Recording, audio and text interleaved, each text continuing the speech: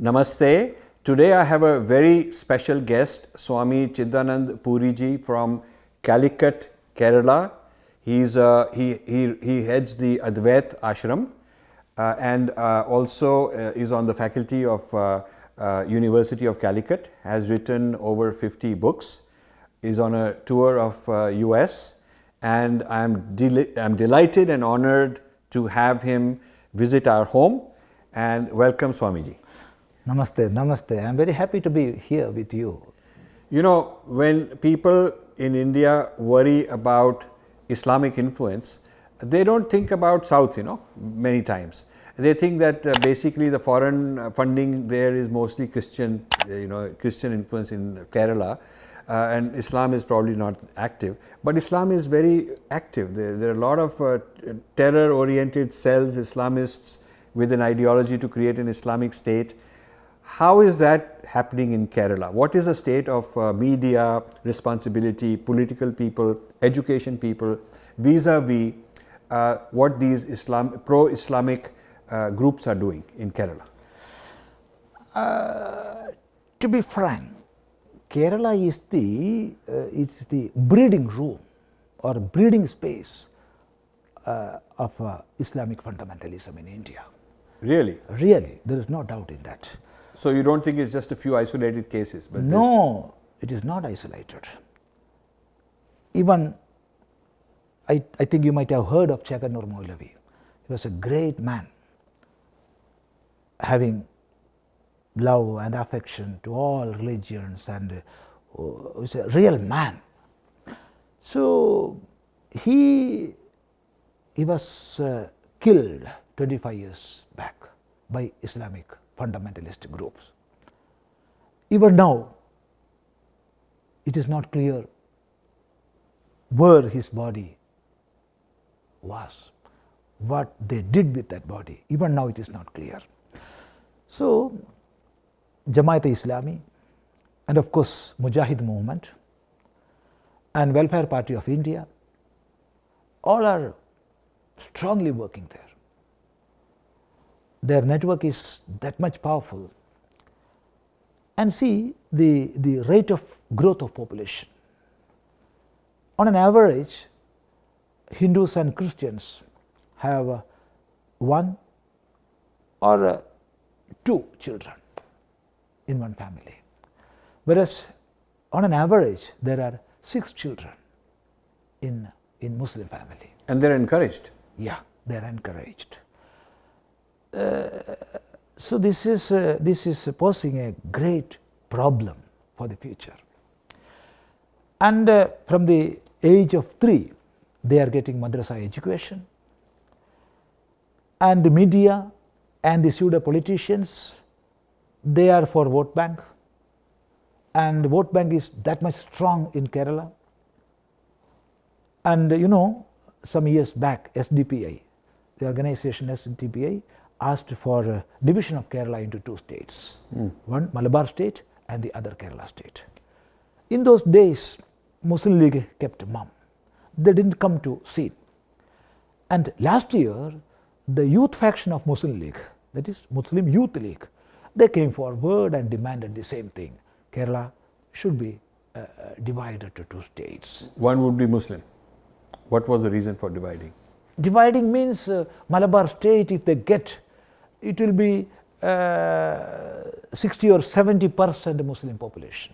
So they wanted like a Pakistan within Iran, Kerala, partition to create a Muslim conclave with its own state. Of course. So the literature being published in Kerala and political movements in Kerala, if we observe very closely, we can see the picture is very alarming. And so many recruitments were there done by ISIS people from Kerala. So NIA is probing the cases, but the situation, because I am staying there, daily I am going to 2-3 places, different places to give lectures, and I am much connected with the society, common men, the common society, you see. So the situation in Kerala is very alarming. So now Do you think this is to do with the fact that Kerala was exporting a lot of people to the Middle East? A lot of maids were going, a lot of labor, for the last 30-40 years I've remembered since I was a child, Kerala was sort of sending a whole lot of people to the Middle East because they needed labor. And one of the leading states from India at that time, at least for many decades, was Kerala. And when they come back, they have some influence, some Islamic influence. Maybe they get converted. Maybe if they are already Muslim, they get radicalized. If they are not Muslim, they get converted. Do you think that has something to do with where the money is coming from? Yes, that is one factor. And that factor is an important factor, that money. Not only money, the influence of Gulf countries, that is one. Another is the pseudo politicians. They are supporting, or they are making the common Muslims to think in the line of radical Muslims. So they are radicalizing the Muslims. They are digging their own graveyards, these politicians, but they are not realizing that. No, but they are digging the graveyard long term when they may not be around. Yeah. They are just looking for short term what they'll get out of it. Yeah, only to get vote. Yeah. Because to appease the vote bank, yeah, they are doing all these things. And money. Probably those guys are funding them also. That we do not know. Yeah. It might be there. Yeah. So this connects with the next issue, which is education. There's also part of this radicalization by Islam, part of the conversion by the Christians, part of this movement of leftist, because the communists are ruling. The state government in Kerala has been a communist government, very openly communist party government. So this requires them to constantly have an anti-Hindu rhetoric, Hindu-phobic rhetoric, and a lot of misconceptions, a lot of false things, false interpretations of Bhagavad Gita as a casteist doctrine, a whole lot of interpretation of Shastras as being sort of anti-women. All of that is going on. So what are your views on that, and what should be done? Because Kerala is also the home of Adi Sankara. Kerala is the home of so much Kerala school of Vedic mathematics. Kerala has traditionally been so important for the Vedic tradition, and it's going away. So what do you think of the situation in that regard, in the intellectual space? Who's controlling the intellectual space, and what should be done? The intellectual space, to be frank, it is fully brainwashed. All literary work you see, novels, stories, poems, and those who are teaching in the party forums, all are speaking against Hinduism. All are speaking against Hinduism. They do not know what Hinduism is, but they are making their own conception and they are criticizing. They are not ready to learn. Without proper studies, they are criticizing. And the media also is showing umbrella. So all this, you see, from the very formation of Kerala state, there were only 2 instances when Hindus were education ministers. All the other education ministers so far, non-Hindus, mainly from Muslim community. It was there. Only 2 ministers were from Hindu religion. They too communist people. When Congress rules or when communist rules, the case is the same. So this is a very old strategy of both Christianity and communism, Marxism, that you should control the system of learning, propaganda, media, education. Yes. Because if you do that, then long term you will get the benefit. Yeah, exactly. That is what happened. And so we have to develop trainers. We have to develop the so-called teachers who can go around and teach Sanatana Dharma and who can dehypnotize the hypnotized Kerala society. That is the urgent need of the present day.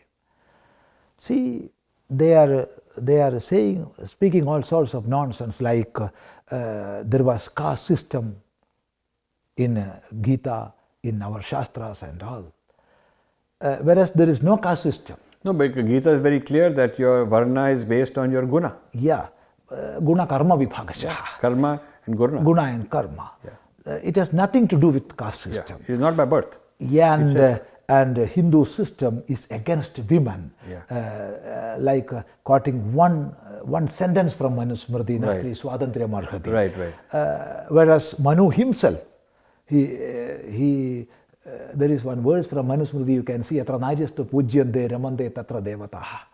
So to have a society, prosperity and all, you must worship or you must give importance to women. So says Manu.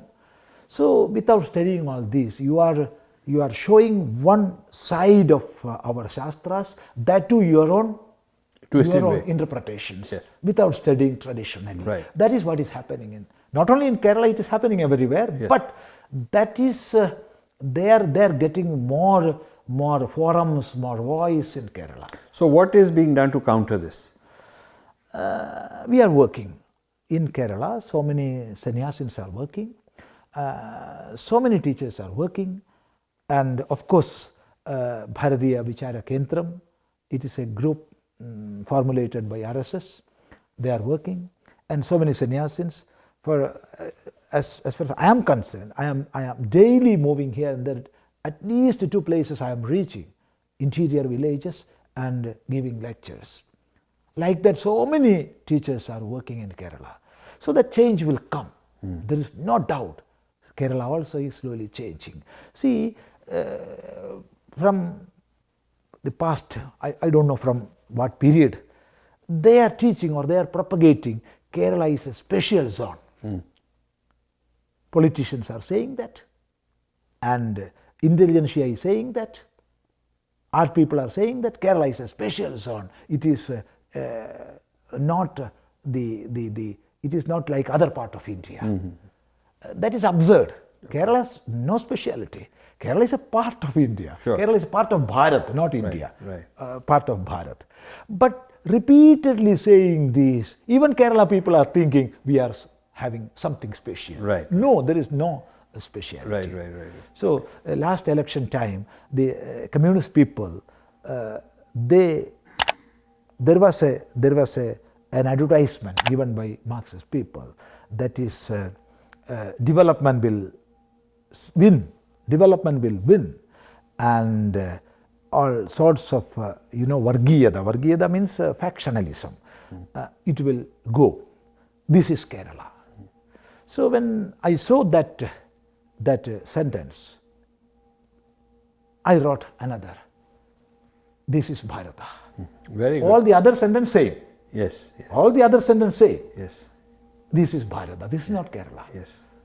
When the Kerala floods happened, your organization was the only organization Infinity Foundation supported, because we did not want to give to any other organization since we don't know them.